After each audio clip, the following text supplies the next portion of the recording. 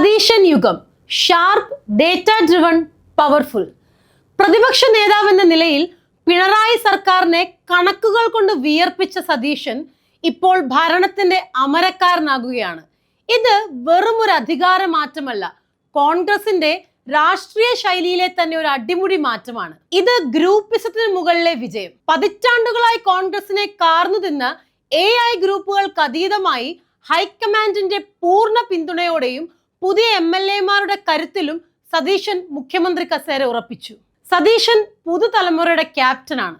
യുവാക്കൾക്കും വിദ്യാസമ്പന്നർക്കുമിടയിൽ സതീശൻ ഉണ്ടാക്കിയ സ്വീകാര്യത വോട്ടായി മാറി. വിവരങ്ങൾ കൃത്യമായി പഠിച്ചവതരിപ്പിക്കുന്ന അദ്ദേഹത്തിന്റെ ശൈലിക്ക് കേരളം തംസപ്പ് നൽകി. മുസ്ലിം ലീഗ് ഉൾപ്പെടെയുള്ള ഘടകകക്ഷികളെ കൃത്യമായി കൂടെ നിർത്താൻ അദ്ദേഹത്തിന് സാധിച്ചു. ഇനി വരാൻ പോകുന്നത് ഡേറ്റയുടെ ഭരണമാണ്, വെറും വാചക കസർത്തുകളല്ല.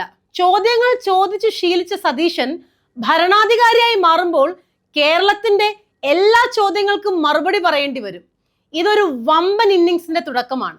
എന്തായാലും സതീശന്റെ മൈൻഡ് ഗെയിം വിജയിച്ചു കഴിഞ്ഞു. കേരളത്തിന്റെ രാഷ്ട്രീയ ഭൂപടത്തിൽ ഇനി സതീശൻ സ്റ്റൈൽ തരംഗമാകും.